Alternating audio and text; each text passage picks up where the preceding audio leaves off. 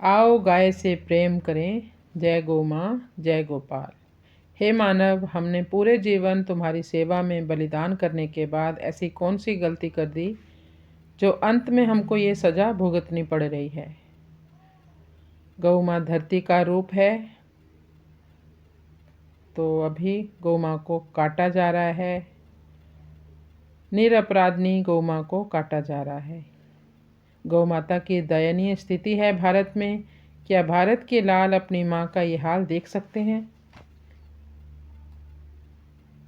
श्री रामचरितमानस में भी गौ माँ की विस्तृत महिमा गाई गई है। गौवंश भारतीय जीवन, संस्कृति, इतिहास का अटूट अंग है। यानी जब से सृष्टि की रचना हुई तभी से गौ इतिहास का भी प्रारंभ हुआ। आदिकाल में देव और दानवों ने अमृत प्राप्त करने के लिए समुद्र मंथन किया था।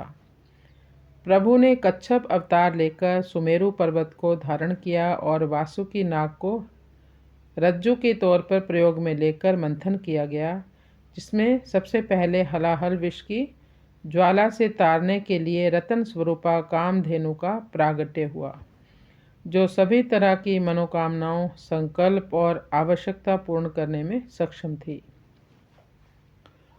सर्वसुख प्रदायिनी गौ के विषय में एक और कथा आती है। जब सृष्टि का प्रारंभ हुआ तो ब्रह्मा जी ने मनु को सृष्टि रचना का आदेश दिया, जिसके कारण हम मानव कहलाते हैं। मनु, जिनका नाम पृथु था, उन्होंने गौ माता की स्तुति की और गौ कृपा अनुसार गौ दोहन किया और पृथ्वी पर कृषि का प्रारंभ किया। पृथु मनु के नाम से यह धरा पृथ्वी कहलाई। संसार में अतुलनीय है गौ माता। सारे भारत में कहीं भी चले जाइए, सारे तीर्थ स्थानों के देवस्थान देख आइए, आपको अधिक से अधिक 10-20 देवी देवताओं के दर्शन हो जाएंगे, पर सारे भूमंडल में ढूंढने पर भी एक ऐसी कोई देवस्थान, कोई तीर्थ स्थान, ऐसा दिव्य मंदिर, दिव्य तीर्थ स्थान देखना हो तो बस केवल और केवल गौ माता के पास चले जाएं। और गौ माता के दर्शन से बढ़कर ना कोई देव स्थान है, ना कोई जप तप है, ना कोई सुगम कल्याणकारी मार्ग है, ना कोई योग यज्ञ और ना ही कोई मोक्ष का साधन है। तीर्थों में तीर्थराज प्रयाग, उसी प्रकार देवी देवताओं में अग्रणी गौ माता को बताया गया है। गौ माता के रोम रोम में देवी देवताओं का एवं समस्त तीर्थों का वास है। गौ माता को एक ग्रास हरा घास खिला दीजिए या कुछ भी आप लेकर गए हो वो खिला दीजिए, तो ये सभी देवी देवताओं को पहुंच जाएगा। इसलिए धर्म ग्रंथ बताते हैं कि समस्त देवी देवताओं एवं पितरों को एक साथ प्रसन्न करना हो तो गौ भक्ति, गौ सेवा से बढ़कर और कोई अनुष्ठान नहीं है। गौ माता के दर्शन मात्र से ऐसा पुण्य प्राप्त होता है जो बड़े बड़े यज्ञ, दान आदि कर्मों से भी नहीं प्राप्त हो सकता। हमारे वेद पुराणों में कहा गया है कि गाय मेरी माँ है और वो इस लोक और परलोक में सुख, मंगल और प्रतिष्ठा प्रदान करने वाली है। भगवान का अवतार ही गौ माता संतों एवं धर्म रक्षा के लिए होता है। ये हमारे धर्मशास्त्रों के वाक्य हैं, उनमें कहा गया है विस्तृत। गोस्वामी तुलसीदास जी रामचरितमानस में लिखते हैं, विप्रधेनु सुर संत हित लीन मनुज अवतार, निज इच्छा निर्मित तनु माया गुण गोपार, सियावर राम जय जय राम। सनातन सत्य गौ माता है, समस्त तीर्थ गाय हैं। गोपाल, गीता, गायत्री तथा गंगा धर्म प्राण भारत के प्राण हैं, भारत के आधार हैं। इनमें गौ माता का सर्वोपरि महत्व है। सबसे ज़्यादा महत्व गौ माँ का है। पूजनीय गौ माता हमारी ऐसी माँ है जिसकी बराबरी ना कोई देवी ना कोई देवता कर सकते हैं, और ना ही कोई तीर्थ। जिस गौ माता को स्वयं भगवान श्री कृष्ण नंगे पांव जंगल जंगल में फिरकर चराया करते थे और जिन्होंने अपना नाम ही गोपाल रख लिया, उसकी रक्षा के लिए उन्होंने गोकुल में अवतार लिया। रघुवंश के राजा दिलीप गौ सेवा के पर्याय और राम जन्म सुरभि गाय के दुग्ध द्वारा तैयार की गई खीर से माना गया है।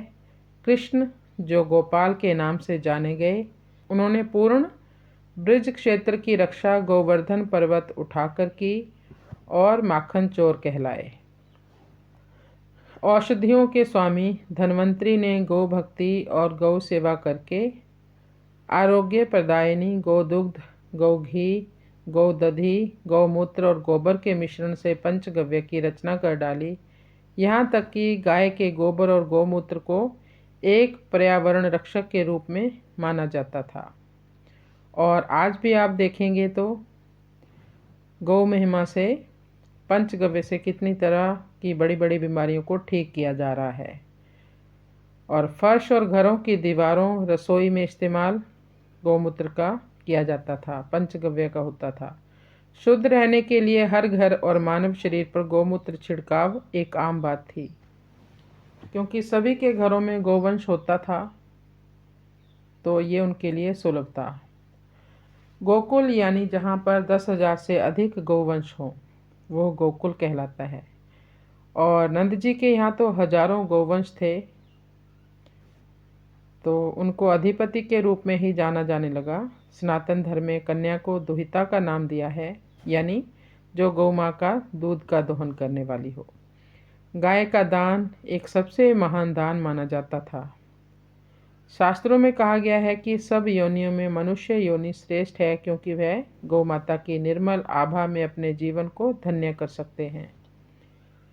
कृषि और अन्न उत्पादन में गौवंश का अटूट सहयोग और साथ रहा है। इसी कारण हमारे शास्त्र, वेद, पुराण गौ महिमा से भरे पड़े हैं। अथर्ववेद में कहा गया है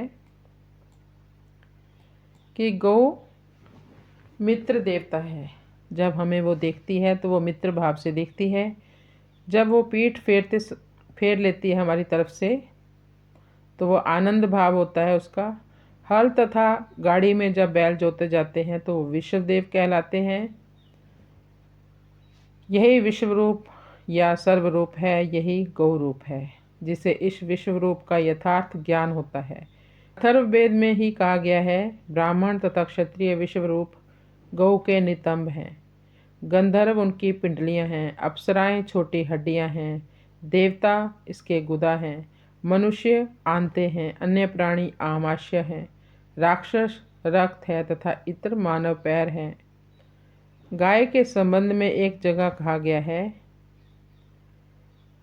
जब पश्चिम अभिमुख खड़े होते समय गाय विधाता है, उत्तर अभिमुख जब वो खड़ी होती है तो वो सविता है, घास चर रही होती है तो वो चंद्रमा का रूप दिखाई देता है। विभिन्न ग्रंथों में कहा गया है कि गाय के अंगों में ईश्वर का वास है।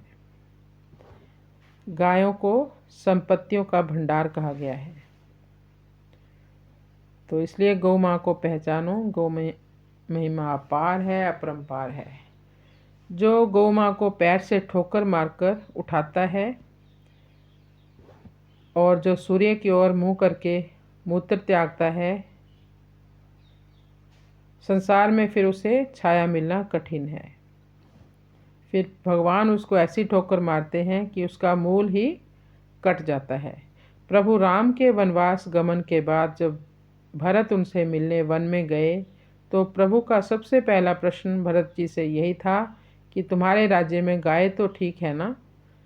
स्कंद पुराण, भविष्य पुराण आदि में गाय की महिमा का वर्णन है। गौवध का निषेध करते हुए वेद में कहा गया है,